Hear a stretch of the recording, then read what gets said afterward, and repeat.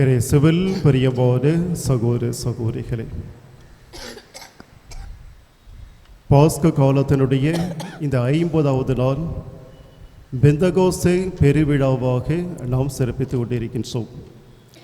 பரிசுத்த ஆவியினுடைய பெருவிழாவாகவும் இந்த நாள் அமைந்து கொண்டிருக்கின்றது. நமது கத்தோலிக்க திருச்சபையிலே நாம் சிறுவர்களாக இருந்த பொழுது புது நன்மை உரிது பூசல் என்ற திருவருட்சாதனை பெறுவதற்கு முன்பாக ஒவ்வொரு பங்கிலும் 1 மாதம் அல்லது 2 மாதங்கள் மறைக்கல்வி வகுப்பு எடுப்பார்கள். அந்த மறைக்கல்வி வகுப்பிலே சின்ன குறிப்பிடம் என்ற மறைக்கல்வி புத்தகம் நமக்கு வழங்கப்பட்டிருக்கும். அதை கற்றுக் கொடுத்திருப்பார்கள். முதலிலே மனப்பாடம் செய்ய சொல்லியிருப்பார்கள். பிறகு அந்த ஒவ்வொரு வினாவுக்கும் விளக்கம் கொடுத்திருப்பார்கள். அதில் படிக்கின்ற பொழுது எத்தனை கடவுள்? ஒரே கடவுள். எப்படி ஒரே கடவுள்? இந்த 3 ஆட்களுக்கும் ஒரே ஞானம், ஒரே சித்தம், ஒரே வல்லமை, ஒரே தேவஸ்பாவம் இருக்கிறபடியால் மூவரும் ஒரே. இவளுக்குள்ளே ஏதாவது வித்தியாசம் இருக்கிறதா? வித்தியாசம் இல்லை. மூவரும் எல்லாவற்றிலும் சரிசமமாக இருக்கின்றார்கள். ஒரே ஞானம், ஒரே சித்தம், ஒரே வல்லமை, ஒரே தேவஸ்பாவம். அப்போ இந்த 4 குணங்கள் தந்தைக்கு அதிகமாகவும் மகனுக்கு கீழாகவும் தூய ஆவிக்கு கீழாகவும் இல்லை.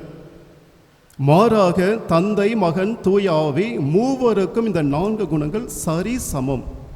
ஒரே ஞானம், ஒரே சித்தம், ஒரே வல்லமை, ஒரே தேவஸ்பாவம் இருக்கிறபடியினால் மூவரும் ஒரே கடவுள். அப்படி பார்க்கின்ற பொழுது சிறு வயதிலே புது நன்மை உருது பூசல் பெறுகின்ற பொழுது நமக்கு கற்றுக் கொடுத்தது சின்ன குறிப்பிடும் இன்னும் ஞாபகத்துக்கு இருந்து கொண்டே இருக்கின்றது. ஏனென்றால் ஒவ்வொரு வருடம் இந்த பிள்ளைகளுக்கு அந்த சின்ன குறிப்பிடத்தினுடைய விளக்கம் கொடுக்கின்ற பொழுது மீண்டும் அந்த படித்த அந்த மறைக்கல்வி மீண்டும் ஞாபகத்துக்கு வந்து கொண்டே இருக்கின்றது. அப்போ பார்க்கின்ற பொழுது கத்தோலிக்க கிறிஸ்தவனுடைய அடித்தளம் எவை என்று பார்த்தால் இந்த சின்ன குறிப்பிடும் ஏறக்குறைய 100-107 கேள்வி பதில்கள். பல நேரங்களிலே நமது கத்தோலிக்க திருச்சபையில் இருக்கக்கூடிய உறுப்பினர்கள் என்ன நினைக்கின்றார்கள் என்றால், இந்த சின்ன குறிப்பிடத்தை படித்தால் மட்டும் போதும். புது நன்மை உறுதி பூசலிலே அந்த மனப்பாடம் செய்த விளக்கம் பெற்ற அதோடு நமக்கு முடிந்து விட்டது. நான் ஒரு கத்தோலிக்க கிறிஸ்தவன், நான் ஒரு கத்தோலிக்க கிறிஸ்தவன். அதை தாண்டி என்றாவது நமது ஞானத்தை அல்லது இறைவனை பற்றி அறிந்து கொள்ளக்கூடிய துடிப்பு நம்மிடம் இருக்கிறதா? இதற்கு ஒவ்வொருவரும் நமது மனசாட்சி வழியாகத்தான் பதில் கூற வேண்டும். அந்த சிறு வயதிலே படித்த அந்த சின்ன குறிப்பிடத்தை தவிர்த்து நான் இறைவனை பற்றி அறிந்து கொள்ள வேண்டும். இறைவனுக்கும் எனக்கும் இடையே இருக்கக்கூடிய உறவுகள் எப்படி? எனவே இறைவனை அறிந்து கொள்ள நான் எடுத்த முயற்சிகள் என்றாவது நாம் சிந்தித்தது உண்டா? பல நேரங்களிலே இல்லை என்ற பதில். திருப்பலிக்கு வருகின்றோம், அதோடு முடிந்து விடுகிறது நமது ஞான வாழ்வு. ஒரு சில கத்தோலிக்க கிறிஸ்தவர்கள் குடும்ப ஜெபமாலையை இன்றும் ஜெபிக்கின்றார்கள், எங்கோ அத்தி பூத்தார் போல. ஆனால் பல ஆண்டுகளுக்கு முன்பாக பார்க்கின்ற பொழுது ஒவ்வொரு குடும்பத்திலே இந்த குடும்ப ஜெபமாலையானது கட்டாயமாக இருந்தது. எப்பேற்பட்ட பணிகள் இருந்தாலும் சரி, அல்லது குடும்பத்தில் இருக்கக்கூடிய குடும்ப தலைவர் அல்லது தலைவி அல்லது பிள்ளைகள் வெளியே இருந்தால் கூட அந்த பிள்ளைகள் அல்லது குடும்ப தலைவன் தலைவி வருகின்ற வரை அந்த குடும்ப ஜெபமாலை சொல்ல மாட்டார்கள். எல்லோரும் வந்த பிறகு அனைவரும் அமர்ந்து அந்த குடும்ப ஜெபமாலையை சொல்லி முடித்த பின்புதான் மற்ற பணிகள். அதை தவிர்த்து எந்த ஒரு வேலை செய்ய மாட்டார்கள் மாலை வேளையிலே. அப்ப பார்க்கின்ற பொழுது ஒரு குடும்பமானது அன்னையினுடைய பாதுகாப்பிலே, அன்னையினுடைய பராமரிப்பிலே, அன்னையினுடைய ஜெபமாலையிலே அந்த குடும்பம், கணவன், மனைவி, பிள்ளைகள், அப்பா, அம்மா, அந்த உறவுகள் அனைத்தும் ஒன்றாக அமைந்து அந்த அன்னையினுடைய ஜெபமாலை வழியாக அன்னையினுடைய அருட்கொடைகளை அந்த குடும்பம் பெற்றது. அட்லீஸ்ட் ஒரு 10 நிமிஷம், ஒரு 15 நிமிடம் அந்த குடும்ப ஜெபமாலைக்காக செலவிட்டார்கள். இறைவனுடைய பாதுகாப்பும் அன்னையனுடைய அரவணைப்பும் அந்த குடும்பத்துக்கு நிறைவாக கிடைத்து மகிழ்ச்சி மிகுந்த ஒரு குடும்பமாக அமைந்தது. ஆனால் இன்றைய நவீன கத்தோலிக்க கிறிஸ்தவ குடும்பங்கள், எத்தனை குடும்பங்களிலே இந்த மாலை குடும்ப ஜெப மாலையை நாம் ஜெபிக்கின்றோம். விரல் விட்டு எண்ணிவிடலாம். எனக்கு அந்த பணிகள் இருக்கிறது, முக்கியமான பணிகள் இருக்கிறது. குடும்ப தலைவர் அங்கு சென்று இருக்கின்றார், பிள்ளைகள் அங்கு சென்று இருக்கின்றார்கள், எங்களுக்கு நேரமே இல்லை. ஆஃபீஸில் இவ்வளோ வேலை, ஸ்கூலில் இவ்வளோ வேலை, அங்கே தான் நாங்கள் கஷ்டப்பட்டு வருகிறோம். எதற்காக மீண்டும் இந்த ஜெப மாலை, இந்த 10 நிமிஷம் அல்லது 15 நிமிடங்கள் தேவையில்லை, பார்த்துக்கலாம். எப்பொழுது குடும்ப ஜெபமாலை குடும்பத்திலிருந்து வெளியே சென்றதோ அப்பொழுதே குடும்பத்தினுடைய மகிழ்ச்சி வெளியே சென்று விட்டது. ஏனென்றால் குடும்ப உறுப்பினர்கள் அனைவரும் ஒன்றாக அமர்ந்து பேசியதுண்டா? சற்று யோசித்து பாருங்க. கணவன் மனைவியிடையே இருக்கக்கூடிய அந்த உரையாடல் எத்தனை நொடிகள் பேசுகின்றார்கள். நிமிடங்கள் அல்ல, மணி நேரம் அல்ல, நொடிகளை போய்விட்டது. ஒரு 5 நொடிகள், 6 நொடிகள், 10 நொடிகள். கணவன் மனைவியுடைய மனசாட்சி இதற்கு பதில் சொல்லியாக வேண்டும். ஏனென்றால் குடும்பத்தினுடைய அடித்தளம் கணவன் மனைவி, அப்பா அம்மா. இந்த 2 பேருக்கு இடையே இருக்கக்கூடிய உரையாடல்கள் எத்தனை நொடிகள். சற்று யோசித்து பார்ப்போம். இந்த உரையாடல் எதை சார்ந்து இருக்கும் என்றால், அரிசி இல்லைங்க, மனைவிடம் இருந்து சரி வாங்கிட்டு வரேன். பிள்ளைகளுக்கு ஃபீஸ் கட்டணும், எவ்வளவு? இப்படிப்பட்ட உரையாடல்கள். இந்த உரையாடல்கள் அனைத்தையும் நீ சேர்த்தால் நிமிடங்களில் முடித்து விடலாம். அடுத்ததாக பெற்றோர்கள் பிள்ளைகளிடையே இருக்கக்கூடிய உறவுகள், உரையாடல்கள். சற்று யோசித்து பாருங்க. பிள்ளைகள் தனித்தனியாக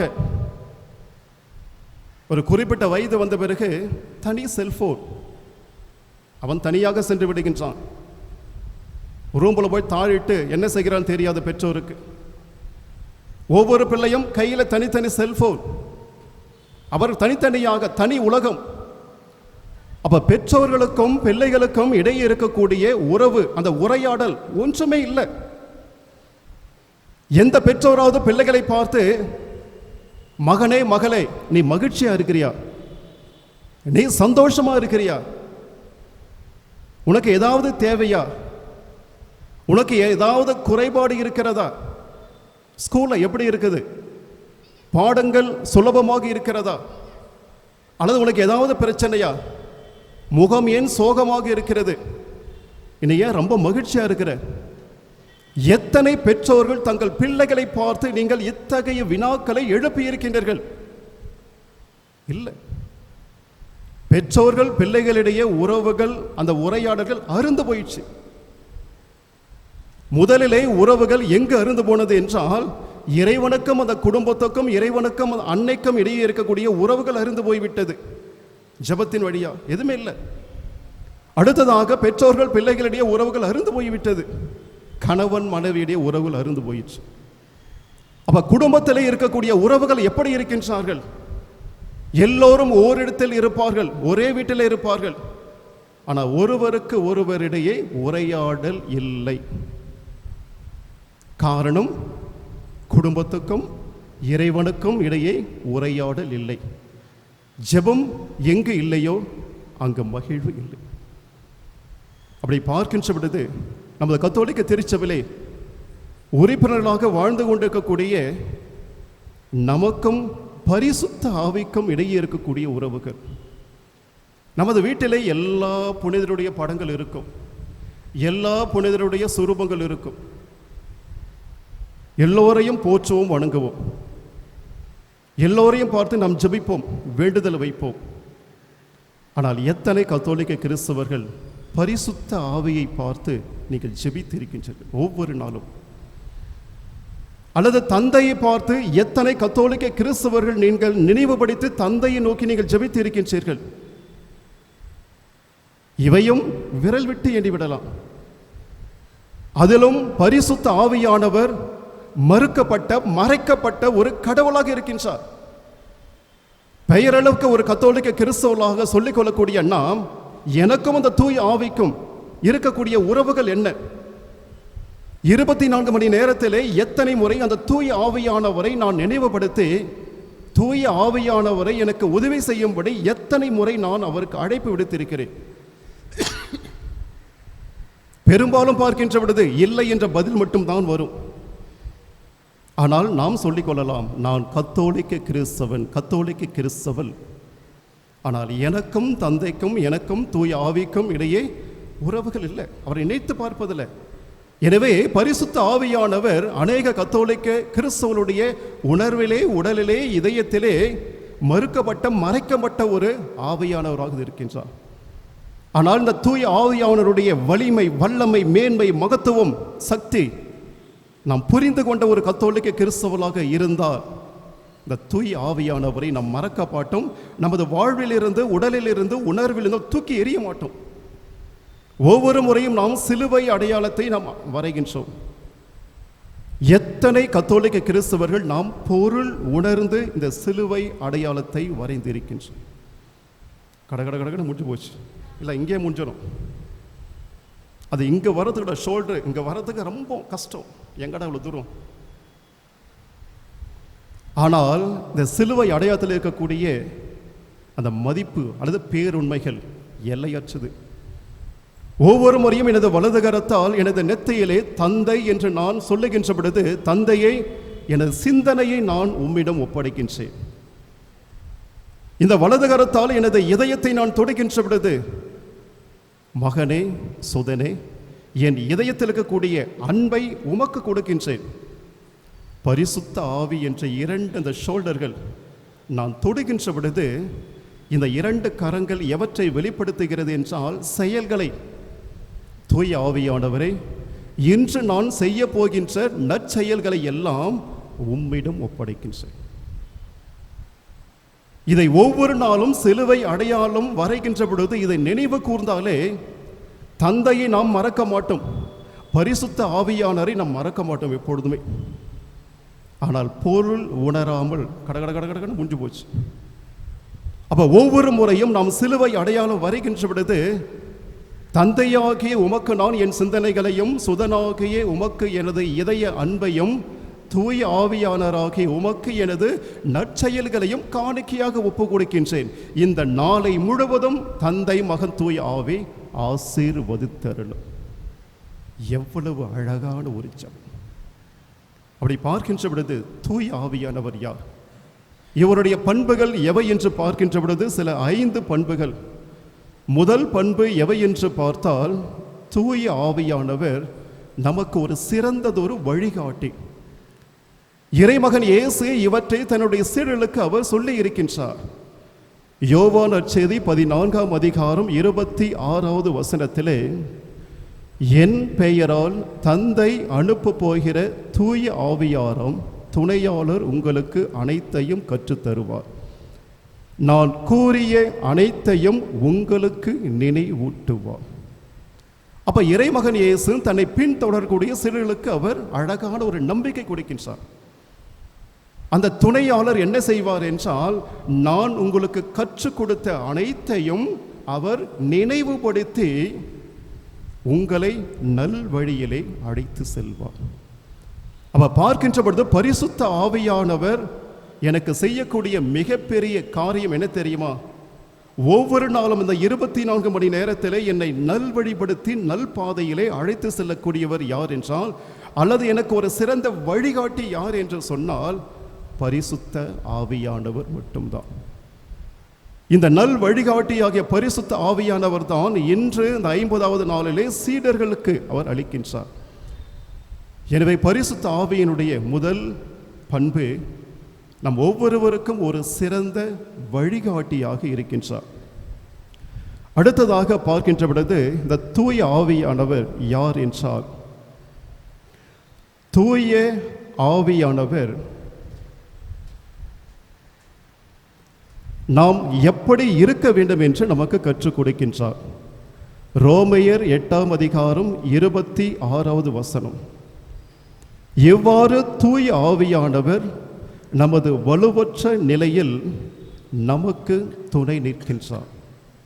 சில நேரத்தில் குடும்ப பிரச்சனைகள், குடும்ப பாரம், அல்லது பிள்ளைகளை நினைத்து வருத்தங்கள், வேதனைகள், அல்லது பிள்ளைகளுடைய எதிர்காலத்தை நினைத்து கவலை, இவ்வாறு இந்த அனைத்து சோகங்களையும் நினைத்து நாம் சில தருணங்களிலே வலுவற்ற நபராக நாம் நிற்கின்ற பொழுது, அல்லது நிற்கதையாக நாம் நிற்கின்ற பொழுது, அல்லது என்னை சுற்றி யாரும் இல்லை என்று நாம் தனிமையை உணர்கின்ற பொழுது, பரிசுத்த ஆவியானவர் எனக்கு துணையாக என் அருகிலே நின்று கொண்டிருக்கின்றார். அடுத்து பவுலடியார் குறிப்பிடுவார், ஏனெனில் எதற்காக எப்படி நாம் இறைவனிடம் வேண்டுவது என்பது நமக்கு தெரியாது. தூய ஆவியாவர் தாமே சொல் வடிவம் பெற முடியாத நம்முடைய பெரு மூச்சைகளின் வாயிலாக நமக்காக பரிந்து பேசுகின்றார். சில நேரத்திலே பார்ப்போம், துக்கம் தொண்டை அடைக்கிறது என்று சொல்லுவார்கள். அந்த துக்கம் தொண்டையை அடைக்கின்ற பொழுது வார்த்தை வெளியே வராது. கண்களிலே அழுகை வந்து கொண்டே இருக்கும், தொண்டை மட்டும் அசைந்து கொண்டே இருக்கும், அந்த வார்த்தை வெளியே வராது. துக்கம், அந்த அளவுக்கு துக்கம், வேதனை சொல்ல முடியாது. அப்ப பவுலடியார் குறிப்பிடுகின்றார், அந்த துக்கமானது தொண்டையை அடைத்து கொண்டு நீ வேதனையில் இருக்கின்ற பொழுது உனது வாய் வழியாக அந்த வார்த்தையை சொல்ல முடியாது என்ற துக்கம் அந்த அளவுக்கு இருக்கிறது. ஆனால் உனது நினைவுகள் இருக்கும், இவையெல்லாம் எனக்கு துக்கத்தை கொடுத்து கொண்டு இருக்கிறது, வேதனையை கொடுத்து கொண்டு இருக்கிறது, வருத்தத்தை கொடுத்து கொண்டு இருக்கிறது. எனவே நீ இறைவனை நோக்கி ஜெபிக்க முயற்சி செய்கின்றாய், ஆனால் வார்த்தை வெளியே வரல, துக்கத்தோடு இங்கே நின்று கொண்டு இருக்கிறது. அப்ப தூய ஆவியானவர் என்ன செய்வார் என்றால், அந்த சொல் வடிவம் பெறாத வார்த்தைகளை அறிந்து கொண்டு உனக்காக கடவுளிடம் பரிந்து பேசுவார். எப்படிப்பட்ட ஒரு அழகான வரம் பாருங்க. சில நேரங்களில் நாம் பார்ப்போம், ஆலயத்தில் இருக்கின்ற பொழுது வார்த்தை வெளியே வராது, ஆனால் கண்களில் தண்ணி வந்து கொண்டே இருக்கும். அப்படிப்பட்ட நேரத்திலே நீ வார்த்தை வெளியே விட்டு ஜெபிக்க முடியவில்லை என்றாலும் பரிசுத்த ஆவியானவர் அந்த சொல் வடிவம் பெறாத வார்த்தைகளை அவர் நினைவுபடுத்தி உனக்காக இறைவனிடம் பரிந்து பேசிக் கொண்டே இருப்பார். ஆண்டவரே, என் பிள்ளை இப்படிப்பட்ட துன்பத்தில் இருக்கிறது, துயரத்தில் இருக்கிறது, வேதனையில் இருக்கின்றது, என் குழந்தை அந்த வார்த்தையால் சொல்ல முடியாமல் இங்கே உமது ஆலயத்தில் இருக்கிறது, என் பிள்ளையினுடைய தேவையை நிறைவேற்று ஆண்டவரே என்று சொல்லி எனக்காக பரிந்து பேசக்கூடிய கடவுள் யார் தெரியுமா? பரிசுத்த ஆவியானவர். அப்ப பார்க்கின்ற பொழுது எனக்காக இறைவனிடம் பரிந்து பேசக்கூடிய அந்த கடவுள் அவர். அல்லது நான் எப்படி ஜெபிக்க வேண்டும் என்று எனக்கு கற்றுக் கொடுக்கக்கூடிய கடவுள் யார் என்றால் பரிசுத்த ஆவியானவர் என்று பவுலடியார் குறிப்பிடுகின்றார்.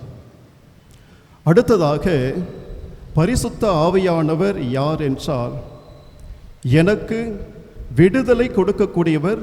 அடுத்ததாக என் உடலில் தங்கக்கூடியவர் தூய ஆவியானவர். 1 கொரிந்தியர் 6ஆம் அதிகாரம் 19-20 வசனத்தில், உங்கள் உடல் கடவுளிடம் இருந்து பெற்றுக்கொண்ட தூய ஆவி தங்கும் கோவில் என்று தெரியாதா? நீங்கள் உங்களுக்கு உரியவரல்ல, கடவுள் உங்களை விலை கொடுத்து மீட்டுள்ளார். எனவே உங்கள் உடலால் கடவுளுக்கு பெருமை சேருங்கள். அடுத்து பவுலடியார் மிக ஆழமாக சொல்லுகின்றார், என்னுடைய உடல், இந்த ஆரோக்கிய சகாய செல்வம், இந்த உடல் எனக்கு சொந்தமானது அல்ல, என் பெற்றோருக்கு சொந்தமானது அல்ல, என் உடன் பிறந்த சகோதரர்களுக்கு சொந்தமானது அல்ல. பவுலடியார் சொல்லுகின்றார், உனது உடல் பரிசுத்த ஆவியானவருக்கு சொந்தமானது. அந்த பரிசுத்த ஆவியானவர் அந்த உடலிலே, அந்த ஆலயமாக இருக்கக்கூடிய அந்த உடலிலே அவர் தங்க வேண்டும். எனவே இந்த உடல் உனக்கு சொந்தமானதல்ல, பரிசுத்த ஆவிக்கு. அடுத்த வசனத்தில் குறிப்பிடுவார், இந்த உடலை இயேசு கிறிஸ்து விலை மதிக்க முடியாத திரு இரத்தத்தால் மீட்டுள்ளார். ஏனென்றால் சாவின் பிடியிலே, சாத்தானுடைய பிடியிலே ஒவ்வொரு மனிதனுடைய உடல் அடைபட்டு கிடந்தது. ஆனால் இறைமகன் இயேசு அந்த சிலுவையிலே தொங்கி இரத்தத்தை சிந்தி உயிரை கொடுத்து அந்த சாவின் பிடியிலே அடைபட்டிருந்த எனது உடலை அவர் இரத்தத்தை சிந்தி உயிரை கொடுத்து அதை மீட்டுள்ளார். அப்போ மீட்கின்ற பொழுது இந்த உடல் யாருக்கு சொந்தமானது? எனக்கு சொந்தமானதல்ல, இறைவனுக்கு சொந்தமானது, அதிலும் பரிசுத்த ஆவிக்கு சொந்தமானது. சில நேரங்களிலே நாம் தவறான முடிவு எடுக்கின்ற பொழுது அது யாருக்கு எதிரான ஒரு மிகப்பெரிய பாவம்? கடவுளுக்கு எதிரான பாவம். இந்த உயிரை எடுக்கக்கூடிய உரிமை எனக்கு இல்லை, என் பெற்றோருக்கும் இல்லை, என் உடன் பிறந்த யாருக்கும் உரிமை இல்லை. இந்த உயிர், இந்த உடல் இறைவனுக்கு சொந்தமானது. அப்ப பார்க்கின்ற பொழுது இந்த உடலிலே பரிசுத்த ஆவியானவர் குடியிருந்தால் எப்படிப்பட்ட தடைகள், எப்படிப்பட்ட மனிதர்கள் எனக்கு முன்பாக வந்தாலும் இந்த பரிசுத்த ஆவியானவர் என்னோடு இருக்கின்ற பொழுது, என் உடலில் இருக்கின்ற பொழுது அனைத்தையும் தாண்டி என்னால் வீடு நடை செல்ல முடியும். அடுத்ததாக பரிசுத்த ஆவியானவர் எனக்கு கொடுக்கக்கூடிய அருள் கொடை. கலாத்தியர் 5ஆம் அதிகாரம் 22வது வசனம். பரிசுத்த ஆவியின் கனியோ அன்பு, மகிழ்ச்சி, அமைதி, பொறுமை, பரிவு, நன்னயம், நம்பிக்கை, கனிவு, தன்னடக்கம். இந்த 9 கொடைகளை கொடுப்பது யார் என்றால் பரிசுத்த ஆவியானவர். நான் சாந்தமாக இருக்கிறேன் என்றால், அமைதியாக இருக்கிறேன் என்றால், அது பரிசுத்த ஆவி எனக்கு கொடுத்த ஒரு அழகான ஒரு கொடை. அடுத்ததாக பொறுமை. என்னதான் எனக்கு எதிராக மனிதர்கள் கிளர்ந்து எழுந்தாலும் நான் இறைவன் மீது நம்பிக்கை வைத்து நான் பொறுமையாக இருக்கின்ற பொழுது இந்த பொறுமை என்ற ஒரு கனியை, ஒரு கொடையை கொடுப்பது யார் என்றால் பரிசுத்த ஆவியானவர். ஒருவேளை பரிசுத்த ஆவியானவர் எனது உடலிலே, உள்ளத்திலே, இதயத்திலே, உணர்விலே இல்லை என்றால் பிறகு என் உள்ளத்திலே, உடலிலே யார் குடிகொண்டிருப்பார்கள்? சாத்தான் குடிகொண்டிருப்பான். அப்ப ஒருவேளை சாத்தான் என் உள்ளத்திலே, உடலிலே குடிகொண்டிருந்தால் என் உடலிலே ஏற்படக்கூடிய தீய மாற்றங்கள் எவை என்று பவுலடியார் குறிப்பிடுகின்றார். ஊனியல்பின் செயல்கள் யாவருக்கும் தெளிவாய் தெரியும். அவை பரத்தமை, கெட்ட நடத்தை, காம வெறி, சிலை வழிபாடு, பில்லி சூனியம், பகைமை, சண்டை சச்சரவு, பொறாமை, சீற்றம், கட்சி மனப்பான்மை, பிரிவினை, பிளவு, அழுக்காறு, குடிவெறி, களியாட்டம். இந்த 14 அழுக்கு மூட்டைகள் ஒருவேளை எனது உடலிலே, உள்ளத்திலே, உணர்விலே, சிந்தனையிலே இருக்கிறது என்றால் என் உடலிலே பரிசுத்த ஆவி செயல்பட நான் அனுமதி கொடுக்கவில்லை. அந்த பரிசுத்த ஆவியானவரை எனது உடலில் இருந்து, கோவிலிருந்து நான் துரைத்து விட்டு நான் என்ன செய்கின்றேன்? இந்த பசாசை, சாத்தானை என் உள்ளத்துக்குள் குடிகொள்ள நான் அனுமதி கொடுக்கின்ற பொழுது எனக்குள் என்னென்ன இருக்கும்? பொறாமை இருக்கும். மற்றனுடைய உயர்வை பார்த்து நான் மகிழ்ச்சி அடைய மாட்டேன், நான் பொறாமைப்படுவேன். எப்படியாவது அவனை நான் தடுக்க வேண்டும், மட்டம் தட்ட வேண்டும். அடுத்து எனது சிந்தனைகளை என்னவெல்லாம் வரும்? பிளவுகள் வரும். அங்கு அன்பை விதைக்கக்கூடிய ஒரு சிந்தனை என் உள்ளத்திலே எழாது, மாறாக பிளவை ஏற்படுத்தக்கூடிய ஒரு கெட்ட எண்ணம் என் உள்ளத்தில் இருக்கும். அப்போ பார்க்கின்ற பொழுது இந்த 14 கெட்ட எண்ணங்கள் என் உடலில் இருக்கிறது என்றால் என் உடலிலே தூய ஆவி இல்லை, அவர் குடி அமர்த்த நான் மறுக்கின்றேன். ஒருவேளை பரிசுத்த ஆவியானவன் உள்ளத்தில் இருந்தால் அந்த 9 கனிகள் உள்ளத்தில் இருக்கும். இயேசுவில் பெரியவாறு சகோதர சகோதரிகளே, இத்தனை நற்பண்புகளை கொடுக்கக்கூடிய தூய ஆவியானவரை நாம் ஏன் நம் எண்ணத்திலிருந்து, நம் உடலிலிருந்து அவரை துரத்தி விடுகின்றோம் அல்லது மறந்து விடுகின்றோம்? இப்படிப்பட்ட நம்மை நல்வழிப்படுத்தக்கூடிய, நல்ல பிள்ளையாக மாற்றக்கூடிய அந்த பரிசுத்த ஆவியின் மீது நமது நம்பிக்கையை ஆழப்படுத்துவோம், சிந்திப்போம், செயல்படுவோம். ஆமென்.